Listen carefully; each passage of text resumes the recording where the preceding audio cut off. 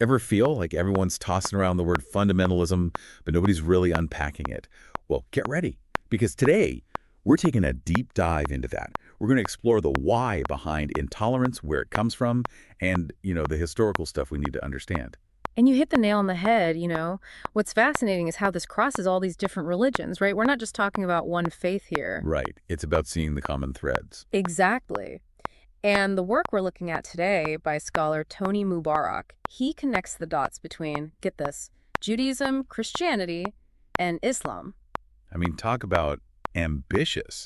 So how does he even start to tackle a topic this big? Well, Mubarak lays some serious groundwork. He goes right for these key definitions like fundamentalism itself, radicalism, even hyperfundamentalism.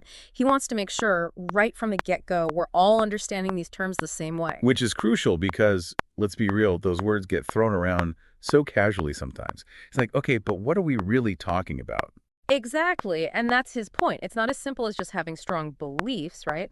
It's about what happens when those beliefs get so rigid, so unquestionable, that they're used to justify treating others badly. Okay, yeah, that's where things get dicey. Yeah. So what are some of those, warning signs, the red flags of radical fundamentalism that he talks about? He points out these three major similarities, and it's wild how consistent they are, no matter which religion we're analyzing. So first up, you've got this unwavering, gotta take it literally approach to Scripture. And often it's without any regard for what those texts meant in their historical context. So like someone taking the phrase, an eye for an eye, totally out of context and running with it. Precisely. And that actually leads right into the second similarity, which is the need for a strong, often authoritarian and almost always male leader figure. This person becomes the one who dictates the correct interpretation. Uh-oh, so no room for debate there. Not so much. And of course, anyone who dares to question is seen as a threat to the whole system. So you've got this pressure cooker situation. Rigid interpretations, charismatic leader claiming to have all the answers. Where does the third similarity fit in? This is where it gets really dangerous. It's the belief that their view is the only AY valid one. Like no ifs, ands, or buts. Interfaith dialogue, forget about it. Even acknowledging that other paths to truth might exist is a no-go. And that's where the potential for real harm comes in, right? Mubarak's point is, if you are absolutely convinced that you have the only YY truth, well, anyone who disagrees isn't just wrong, they're an enemy. Exactly. And that, my friend, is a slippery slope. You start justifying intolerance, discrimination, and in some extreme cases, even violence. It's chilling how easily that can escalate. Now, Mubarak makes a really interesting distinction. He says this isn't just some kind of theological problem. This is a spiritual one that shows itself as intolerance. Right, and that's huge. So can you break that down a little bit more? What does he mean by that? He's getting at the idea that people who are drawn to this kind of black and white, intolerant worldview, they often find a weird sort of comfort in it. It simplifies everything, gets rid of nuance, ambiguity, all that stuff that makes people uncomfortable. Yeah, who wants to deal with the gray areas, Right. It's way easier to have everything neatly sorted. Right. But here's the thing, true spirituality. It's about wrestling with those gray areas. It's about leaning into the unknown, embracing those messy contradictions. It's harder, for sure, but ultimately way more rewarding. It's like anything else, right? The real growth comes from challenging yourself. But okay, so how does all of this connect to, actual history? Well, that's where it gets really interesting. Mubarak takes this deep dive into first century Judea, under Roman occupation. Okay, so we're talking serious culture clash here. The Roman Empire, famous for, shall we say, their love of a good gladiator match, and the Jewish people for whom, even breaking the Sabbath to save a life wasn't just allowed, it was practically a requirement.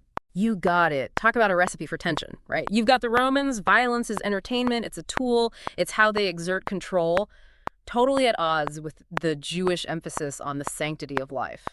And remember, this isn't just some abstract philosophical difference. This is everyday life under Roman rule. Taxes, forced labor, and the constant threat of, let's just say, Roman persuasion if you step out of line. Oh, yeah.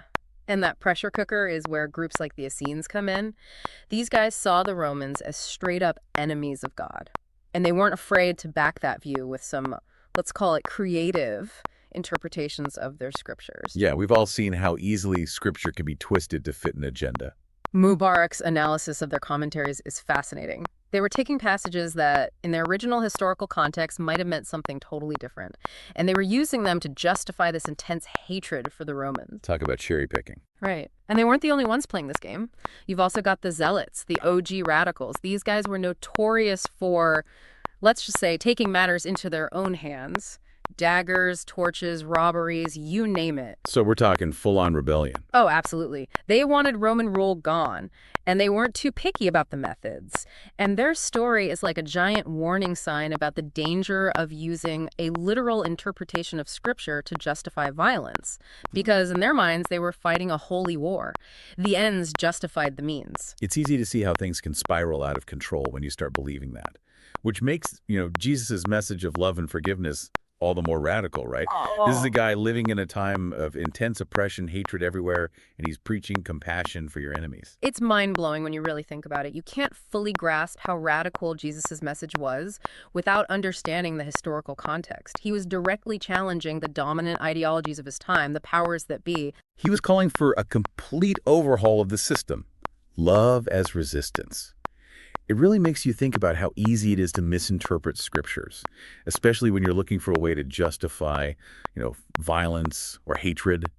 So how does Moubarak suggest we navigate this whole, power, justice, and love thing? Where do we even start? He uses this really thought-provoking example from the Old Testament, the story of King David buying the threshing floor. Now, David, at this point, he's king, right? He could have easily just taken this land he wanted for God's temple, but he insists on purchasing it. Wait, that rings a bell. Refresh my memory, though. What's the big deal about David buying the land? It's his kingdom, isn't it? So David wants to build this altar to God, right? And he finds this perfect spot. It's a threshing floor owned by a guy named Araunah. Now, Araunah, he's probably a little intimidated, right? The king wants your land. So he's like, please, your majesty, take it. It's yours. No charge. In fact, here are some oxen, some supplies, whatever you need for a proper sacrifice. And David's like, whoa, whoa, whoa, hold your horses. Exactly. David's response is basically, nope, not how we do things. This is for the Lord. It has to be done right. I'm paying for it. That's amazing. He wouldn't accept a freebie, even for something as important as a holy site. Nope. And Moubarak points to this story as highlighting something so crucial, especially about leadership. It's not enough to have power. You have to use it justly, ethically. You have to lead with righteousness, not just might. Man, that's powerful, especially in today's world, where it seems like power often trumps everything else. Yeah. But, okay, so how do you reconcile that? The idea of always acting justly, even when you have the power to do otherwise, with the very real need for justice when someone's been wronged. That is the million-dollar question, isn't it? And that's where Moubarak throws down the gauntlet. He says we have to grapple with forgiveness. And he's not talking about some, warm, fuzzy feeling. Yeah, not just letting bygones be bygones. Right. He's talking about empathy on a whole other level, really putting in the effort to understand where the other side is coming from, even when, and this is key, even when you don't agree with them. Easier said than done, right? Especially when we're talking about historical injustices, deep-seated pain, generations of trauma. Oh, absolutely. And Moubarak acknowledges that. He's not saying to ignore suffering or pretend it didn't happen, not at all. But what he's suggesting is that true reconciliation, the kind that leads to lasting peace, it can only grow from that soil of understanding. And ultimately, it requires forgiveness. It makes me think of that line he uses. It's something like, it's not only the persecuted who suffer, the persecutors, they suffer too. Man, that one hits hard. It forces you to consider the burdens, the scars, that even those we consider the winners in any conflict, they carry that with them too. And we forget that so easily. You get caught up in who's the victim, who's to blame. It's that us versus them mentality. Exactly. And that's why Moubarak stresses the importance of forgiveness, not just for the other side, but for ourselves too, to break free from those cycles of pain and resentment. He uses some really strong language to describe this whole thing. He says, we got to ditch the legal model, the whole weigh and balance, tit-for-tat approach. We need to move toward grace, that unmerited, undeserved favor. Yeah, it's a whole different paradigm, right? And his argument is we can't expect God's forgiveness if we're not willing to extend it to others. It's like this chain reaction, a ripple effect. You forgive, and maybe, just maybe, that opens the door for someone else to do the same. Exactly. It's a cycle of love and understanding. Wow. So much to unpack here, but it feels incredibly relevant to every conflict happening in the world today, don't you think? 100%. It's a call to action. It's about walking the walk, not just talking the talk. Because in the end, our actions speak way louder than words ever could. Moubarak saying forgiveness isn't just some religious ideal. Mhm. It's a tool for real, tangible change. For ourselves, for our communities, for the whole world. Absolutely. And he reminds us that as people of faith, we have this responsibility to speak out against injustice, yeah, but to do it with love, with compassion, to be voices for peace and reconciliation in a world that desperately needs it. You know, we've covered so much ground here. We've talked about the common threads across different faiths, the historical context of conflict, the dangers of rigid interpretations, and, of course, how vital forgiveness is if we ever want to achieve peace. It's a lot to process, for sure, but this is a conversation we all need to be having. It really is. This is what a deep dive is all about, right? Challenging ourselves to think critically, to question our assumptions, to consider that maybe, just maybe, our way of seeing the world isn't the only way. And that's a good thing. It's huge because it's by truly understanding the roots of intolerance, by confronting those ugly parts of ourselves and our history, that we can even begin to imagine a different future. A future where love and understanding, not hatred and division, are the driving forces. So, as we move into the final part of our deep dive, keep these questions in mind. How can we be more empathetic in our understanding of other faiths and their histories? How do we challenge intolerance in our own communities? And most importantly, how can we embrace forgiveness as a path to peace and reconciliation? You know, thinking back on everything we've discussed, it really gets you thinking about how we deal with conflict, right? Not just the big stuff happening in the world, but even in our own daily lives.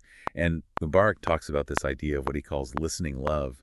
And that really stuck with me. Yeah, it's powerful, isn't it? He's saying that before we can even begin to bridge those divides, one of the most important things we can do is actually listen to the other side, like really listen. It's not just about hearing the words. Right, not at all. It's about trying to understand their perspective, their history, their pain. Even, and this is huge, even if you don't agree with them. It's like you were saying earlier, everyone has a story. And those stories deserve to be heard, not dismissed, not debated, just heard.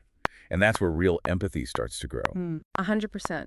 It's about going beyond our own little bubbles, you know, our preconceived notions, our biases, being open to the possibility that, hey, maybe we don't have it all figured out. Maybe there's something new to learn. That takes humility, for sure, to admit that our own understanding might be incomplete. It does. And, you know, Moubarak even talks about how in interfaith dialogue especially, it can be more helpful to focus on common ground than to get bogged down in those theological debates. Oh, yeah, he calls it the stair-step approach, right? Yeah. Where each tradition basically sees itself as one step closer to the truth than the others. Exactly. And he argues that kind of thinking, it just leads to division and judgment. It's like this never-ending competition of who's right and who's wrong. So what's the alternative? How do we break out of that cycle? Moubarak says we got to start by finding those points of connection, shared values, shared experiences, shared humanity, and use that as the foundation for building those bridges. Because when we can see each other as fellow human beings, flaws and all, not just as representatives of some opposing ideology, it becomes a lot harder to demonize each other, right? 100%. Dehumanization thrives on distance, but the closer we get, the more those walls start to crumble. And that seems to be Moubarak's main call to action, isn't it? To reject those easy us versus them narratives that are always being thrown at us, to embrace the beautiful, messy complexities of our shared humanity. In fact, he even challenges this whole idea of loving your enemy as being too simplistic. Right. He's saying that in a world saturated with hate and violence, just telling people to love each other isn't enough. It's got to go deeper than that. So how do we actually do that? How do we put that into practice? What are some tangible things we can do as individuals, as communities, to start bridging those divides and building a more peaceful and just world? Well, Moubarak offers a few concrete suggestions. First off, he stresses the importance of education, learning about different faiths, different cultures, engaging in respectful dialogue, and, crucially, challenging our own prejudices. That's something we can all do, no matter our background or beliefs. Just that willingness to be curious, to ask questions, to try and understand the world beyond our own limited experience. Exactly. And hand in hand with that, he emphasizes the importance of building relationships, reaching out to people from different backgrounds, having those meaningful conversations, finding that common ground. Because, let's be real, it's a lot harder to hate someone you know and understand. It's about humanizing the other. Yeah. And ultimately, it all comes back to that radical act of forgiveness, letting go of past hurts, choosing to see the humanity in those who have wronged us, and then working together to create a future where those wrongs aren't repeated.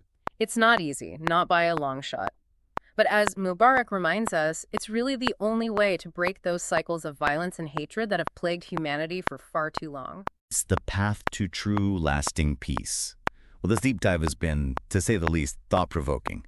We've explored the dangers of religious extremism, the historical context of conflict, and of course the incredible power of empathy, understanding, and forgiveness as pathways to peace. But now it's your turn. What were your takeaways? What really resonated with you? Let's keep this conversation going in the comments. Until next time, stay curious, stay engaged, and keep asking those tough questions.